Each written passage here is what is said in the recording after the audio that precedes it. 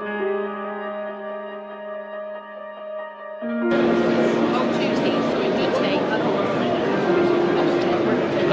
Hello Martin. How are you?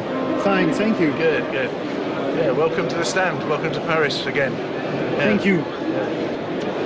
Have a lot of innovation in the products which people don't really know about, a lot of features. And I'll just take that for example. You know, that's the pressure relief valve on the counterlung, and it has two positions. It sits in the open position for diving, so that's a low pressure position.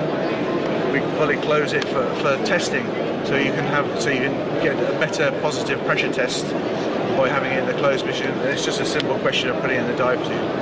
Every single fitting has a rubber moulding underneath it, and the beauty of this is that if there is any impact on the fitting, it doesn't damage the inflatable.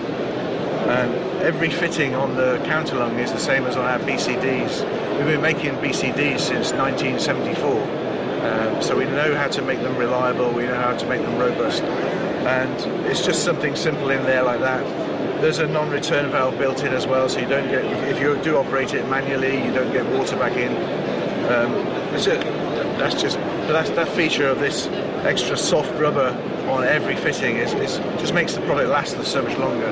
So typically we'll see 20 or 30 years life from one of our products. One of the things I wanted to talk about as well with you was the temp stick. This is a simple little moulding. Well, this is our scrubber insert. First of all, it's made of polypropylene. Polypropylene, a lot of people use acetal. Some people use aluminium for their canisters. Aluminium corrodes in the alkaline solution of the soda lime. This is completely inert, no off-gassing like acetal or Delrin. Again, lasts for many, many years. And our simple temp sticks, well, let's talk about the filter system. So we have filters built in, these little scrim filters, and that stops all the dust, so you don't get any dust coming through the scrubber at all. So no taste that you get with some of the old military rebreathers were terrible for that. Some of the rebreathers now still only have a mesh filter, a metal filter, and they don't stop the dust coming through. They're there when they fill, they have to try and get rid of the dust when they fill. The dust, the small particles are extremely efficient at absorbing CO2, so we don't believe in getting rid of those. Pour them in, and then we use the filter to stop. But this is an electrostatic filter, so it's a physical filter to stop the big granules coming through, and then it's an electrostatic filter just to stop the dust coming through. And the nice thing about it is that when you wash it in fresh water, you refresh it, and away you go again. So again, you can get many years of, and of course they're a cheap option to replace anyway. Inside this plastic rod, very simple moulding, we have 8 temperature sensors inside the soda lime, and we have 1 sensor on the outside. Okay, so the gas comes down the side tube, up through the center of the scrubber. The scrubber reaction, as we all know, is exothermic, it produces heat. You can't use the absolute temperature. We have to do a comparison between all the sensors to cope with all the different conditions. You could be diving in the Arctic or the Antarctic, you could be diving in the tropics, where the ambient temperatures are completely different, the temperatures inside the unit are completely different. We can be in water temperatures of 32 Celsius or -2 Celsius in Antarctic and the slushy conditions. So the temperature stick has to be able to cope with all that, and it does admirably. So what it does, it monitors the real life activity of the scrubber, and if you're in cold water, it will give you less time. If you're in warm water, it will give you more time. In the same way as if you're breathing, working less, it will give you more time. And so the beauty of this is you're no longer now we've had this for 20 years. So, but I'm telling people about it because they don't seem to really understand it or appreciate it. But it's 100% reliable. It's cheap to buy. It costs nothing to run. You don't need any spare parts, and it gives you the ability to use your soda lime for longer periods without guesswork. machine tells you exactly how long you've got left on your scrubber, which is absolutely perfect. Yes. Furthermore, we have some sense in it that if you don't put any soda lime in the canister at all, we know you're underwater from the depth sensor, and we give you a warning straight away. Within 30 seconds of descending, we tell you, warning, ascend immediately, scrubber fault. And we've just developed, only this last year, we've just developed a system where if you have a bypass of CO2 up the outside, then we can give you a warning as well. So we also have a CO2 sensor, which would give you a warning within 30 seconds of any CO2 coming through. But this is just cheaper, more reliable, no maintenance, no filtration required. Yeah. But very useful. Very useful indeed, yeah. So what I can do is, if you're looking, I don't know whether you can get in there and have a look. That's a near-eye display, and I can go deeper now. I'm in demo mode, so I can go underwater. I see it. Yeah. Beautiful. So it's a repeat of the display. That's coming out very soon. Very soon. Then we have developed new software. So we look at gas density. If I wanted to, when you're choosing the diluent, it allows you to select the diluent based on, when you select the diluent, it shows you the working range of the gas. So for instance, oxygen would be good from 0 meters to 6 meters based on the oxygen toxicity issues. So when you're choosing your diluent, it will give you the working range, and it could be based on the gas density, or it could be based on the oxygen toxicity level. Or, so for instance, if you were breathing 1060, for instance, what I've got on the display now, if you're too shallow and you wanted to change to open circuit, it would give you a warning as well. So right now, if I go, I've got 1060 on the display. If I try to go to bail out, open circuit, yes. It tells me that actually this gas at this depth is okay.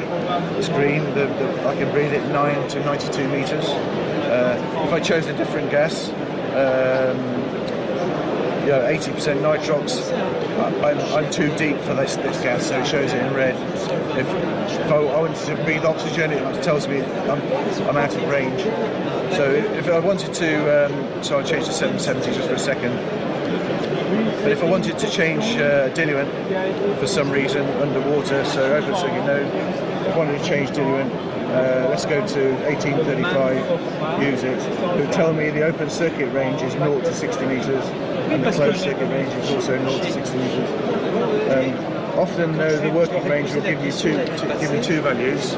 It will give me two values based on the gas density of 5.2 grams per litre and the gas density of 6.3. So as you're descending, if you go below the 6.3 grams per litre, the machine will say, just on the display, it will say gas density alarm, gas density exceeded.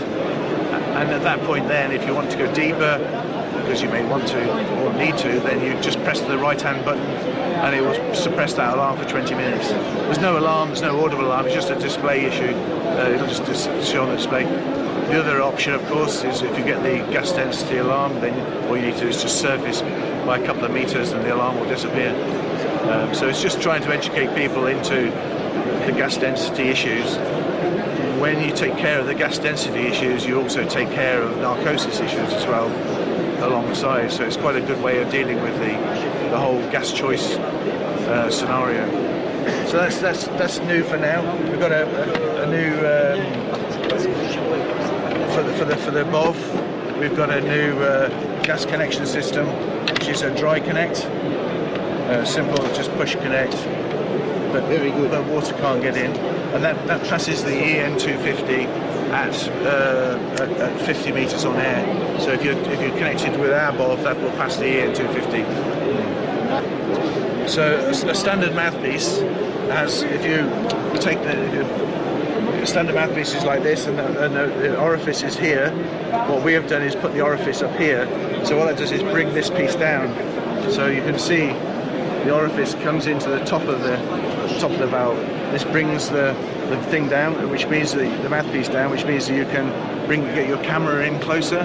So if you're doing underwater photography, you can get your into the eyepieces, and of course this is one-handed operation, so you just very, very easy.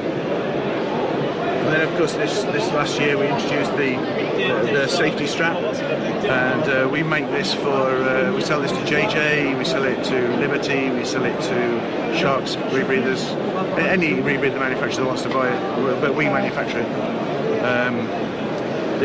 We spent during COVID a lot of time trying to figure out why don't the existing straps work. They have all sorts of issues. Some of them have a silicone rubber strap which interferes with your mast strap, whereas this is completely, you put this on. And the other thing is with most of them, they have the straps that go right to the top of the head, which are quite a nuisance. So by having the swivel, we can actually put this right in the nape of your neck in here. We have adjustment. We can release as well. So, and then you also, this provides the stretch. So it's proven to be a very, very popular, very good product. Yeah. So the first time you dive with this, you'll think, as ever with new equipment, it's a little bit different, a little bit awkward. Second dive gets easier. Third dive, you won't change back.